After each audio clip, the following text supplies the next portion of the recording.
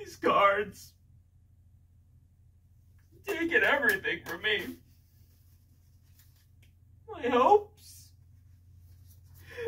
My dreams. And my money! Oh my God. What do I do? What do I... Hey, kid, I know what you should do. Why don't you play some Vanguard? No. You must unlock the mysteries. The mysteries of Shadowverse. No, he's gotta play Weiss. Gotta play Weiss. Damn it, you gotta play Weiss. What you doing? We're not playing Vanguard. You gotta play Vanguard.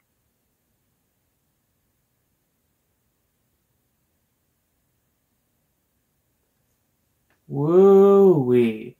Doesn't that look like a blast? Well, don't go away yet, 'cause the fun's gonna keep on going. That's right, we're in for another humdinger of a time as we look at even more trading card games. So I've covered quite a few card games on this channel, but there's still many more I've had to leave out. In particular, there's one company's games that I've been criminally neglecting. For over 15 years, Bushiroad has been successfully designing and publishing their own trading card games, and nowadays they're one of the biggest names in the world of TCGs.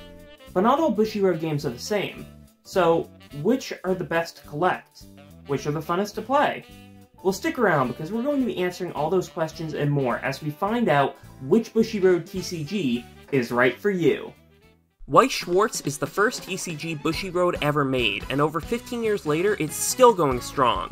First released in 2007, this game brings together characters from a variety of different anime, video game, and cartoon worlds. Weiss's big selling point is just how uniquely it handles damage. Whenever you take damage, you'll put that many cards from the top of your deck into your clock, and once your clock reaches 7, you'll level up.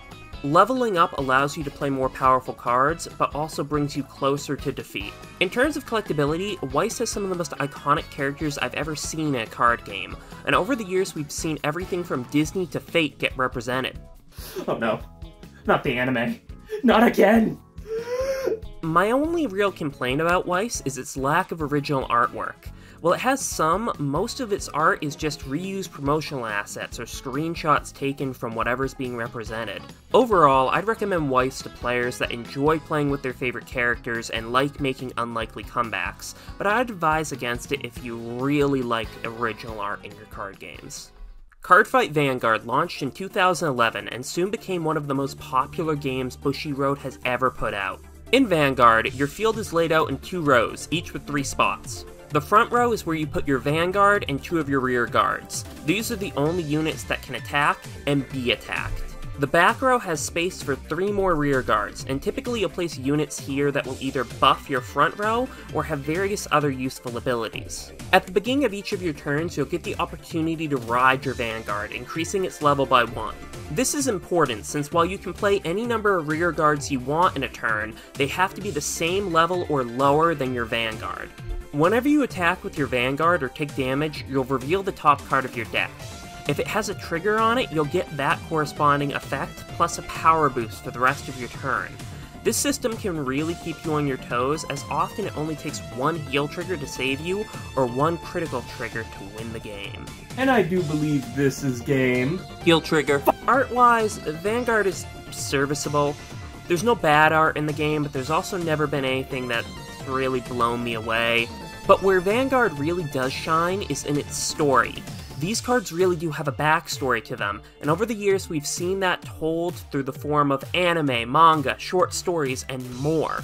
It definitely adds something to the game to know that you're not just playing with pieces of random cardboard, but with characters that you've grown to know and love over years of watching them.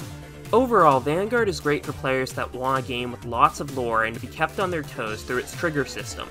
However, that same trigger system adds a big element of luck to the game, so players looking for a more strategic card game may consider looking elsewhere. Last, but certainly not least, we have Shadowverse Evolve. This is a unique entry on this list, as while it was published by Bushiroad, it actually wasn't developed by them. Instead, it was developed by Games and based off of their popular digital card game, Shadowverse. In Shadowverse Evolve, both players control a leader with 20 defense, and the goal of the game is to get your opponent leader's defense to 0. Unlike many other TCGs, Shadowverse doesn't actually have a dedicated combat step. You can attack your opponent's leaders or engaged followers at any point during your main phase, and this gives you a lot more flexibility on how you want to order your effects. I wouldn't exactly call Shadowverse Evolve a beginner's TCG, but it's definitely more approachable than many others. For instance, its playpoint system makes deck building easier and ensures that you'll always have resources to use. The lack of interaction also makes it more beginner-friendly. Most abilities can only be used on your turn, and while there are quick cards, they can only be used in certain circumstances, and can't be responded to. Evolve is also a great game to collect for, with some phenomenal artwork. I mean, just look at these. They look absolutely stunning. And while it's true most of the artwork is ported directly from the digital game, I mean, if it ain't broke, don't fix it.